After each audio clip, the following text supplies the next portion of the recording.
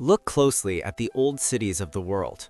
Walk through Rome, Istanbul, Cairo, or Jaipur. Stand in front of a cathedral that has survived wars, empires, and centuries of neglect. Notice the stone that still holds its shape, the symmetry that still feels intentional, the details carved so precisely they seem almost defiant of time. Now compare that feeling to standing between modern glass towers, identical apartments, and concrete blocks that already look tired after 30 years. Here is the uncomfortable question. Why do cities built hundreds or even thousands of years ago often feel more advanced, more intelligent, more complete than the cities we are building today, with all our technology, machines, and knowledge? This is not nostalgia talking. Ancient cities had no electricity, no computers, no modern engineering software, and yet they created structures that feel timeless, human, and even futuristic. Meanwhile, many modern cities feel rushed, temporary, and disconnected from the people who live in them. So what is really going on here? Did ancient civilizations know something we forgot? Or is our definition of advanced fundamentally broken? When people say old cities look more advanced, they are rarely talking about technology in the modern sense. They are talking about presence, about proportion, about how a place feels when you move through it. Ancient streets guide the eye, buildings speak to one another, public spaces invite people to gather instead of pushing them to pass through as fast as possible. Modern cities, on the other hand, are undeniably powerful. They are optimized for speed, efficiency, and scale.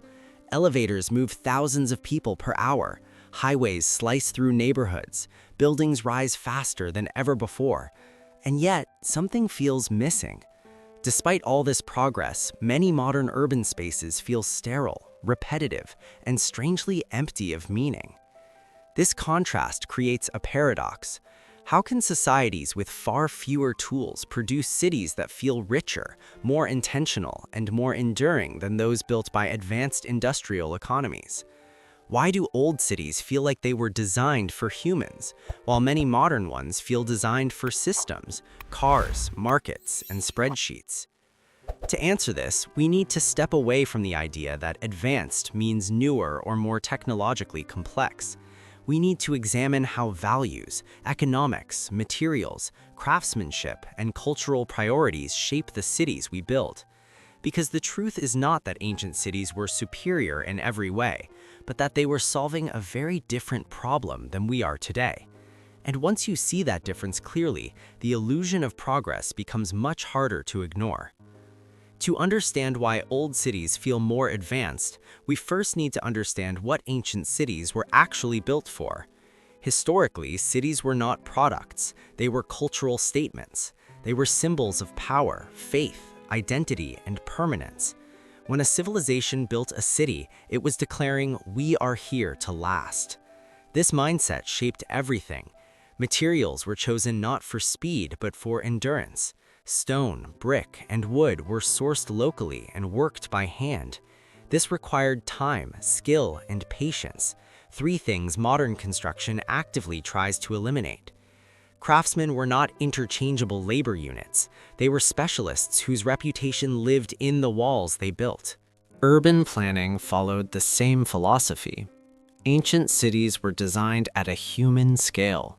Streets were walkable because walking was the default. Public spaces were central, not optional. Markets, baths, mosques, temples, and forums were woven into daily life, not separated into zones. Cities like Mohenjo-Daro used grid systems and advanced drainage thousands of years ago. Roman cities integrated roads, aqueducts, sanitation, and civic buildings into a coherent whole. None of this was accidental. These cities evolved slowly, often over centuries. Each generation added layers, refined proportions, and corrected mistakes. There was feedback between the people and the place. Architecture responded to climate, culture, and social behavior. The city was not imposed, it grew. Now contrast this with modern urban development. Modern cities are shaped by industrialization, population explosions, and economic pressure. They must grow fast, very fast. Millions need housing, offices, and infrastructure immediately. This urgency changes everything. Modern materials like concrete, steel, and glass allow for speed and scale, but they also encourage uniformity. Designs are optimized for cost efficiency, regulatory compliance, and maximum return on investment. Buildings are no longer meant to last centuries, they are meant to last just long enough to justify their cost.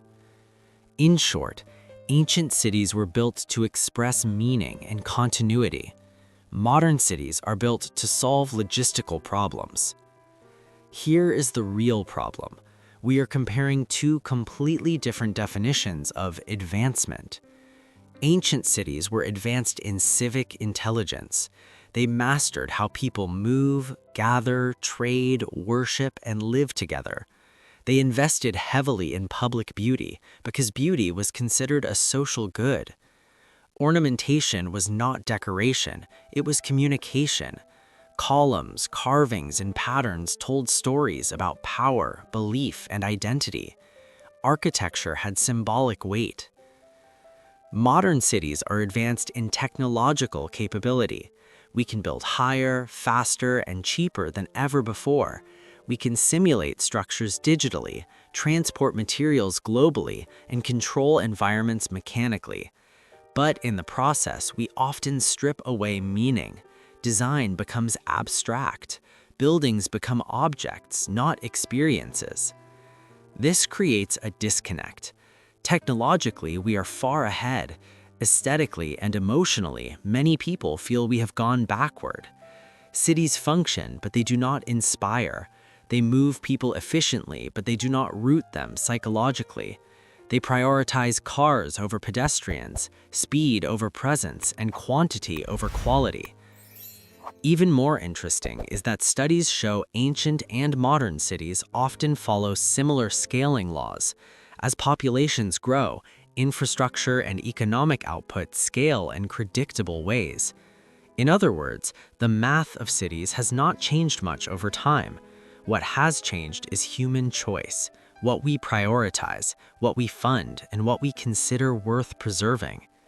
And this is why old cities feel more advanced, not because they had better technology, but because they applied their intelligence toward human experience, not just economic throughput.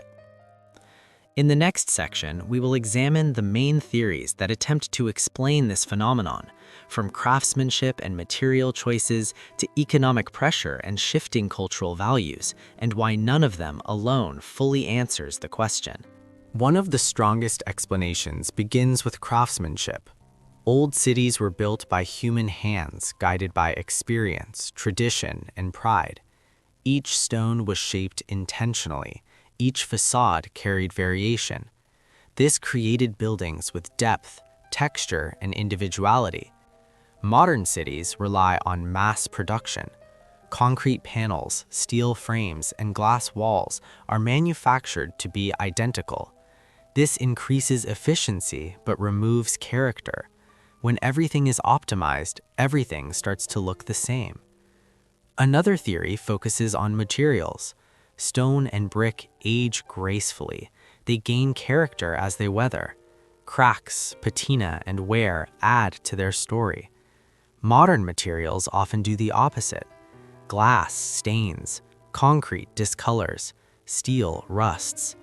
Instead of aging with dignity, many modern buildings visually decay. What looks sleek at year 1 can feel lifeless by year 20. There's also the argument of ornamentation and symbolism. Past civilizations believed beauty mattered. Architecture was a language. Details were not wasteful, they were meaningful. Modern design philosophies often reject ornament as unnecessary or dishonest, favoring minimalism and abstraction. While intellectually consistent, this approach can feel emotionally cold. Humans evolved in environments rich with detail, not smooth surfaces and empty plains. Economics cannot be ignored. Detailed construction is expensive and slow. Modern financial systems reward speed, scale, and short-term returns. Developers are incentivized to build fast, cheap, and replaceable. Long-term beauty does not fit neatly into quarterly profit models. As a result, cities become disposable, even though they are meant to define generations. Cultural values also play a role. Modern society celebrates disruption and novelty. New is automatically assumed to be better. Traditional forms are dismissed as outdated even when they have proven durable and psychologically satisfying. In chasing innovation, we often discard wisdom. The result is progress without continuity. None of these theories alone explain everything. Together, they point to a deeper issue. Modern cities are not failing technically, they are failing philosophically. So why do old cities look more advanced than modern ones? Perhaps because advancement is not only about what you can build, but about why you build it. Ancient cities invested intelligence into permanence, beauty, and collective identity. Modern cities invest intelligence into speed, efficiency, and economic growth. Both approaches are rational within their contexts, both solve real problems, but they serve different definitions of success. The discomfort we feel in modern cities may not be proof that we are regressing. It may be proof that something essential has been deprioritized, a reminder that human beings do not live on efficiency alone. We need meaning. We need spaces that reflect who we are, not just what we do. There is no final answer here, only a question worth sitting with. If we have more power than any civilization before us, why do our cities so often feel less alive? If this question made you pause, share your perspective in the comments. Do you think modern cities have lost something or gained something we do not yet fully understand? And if you want more deep explorations like this, subscribe to the channel, because the cities we build reveal more about us than we like to admit.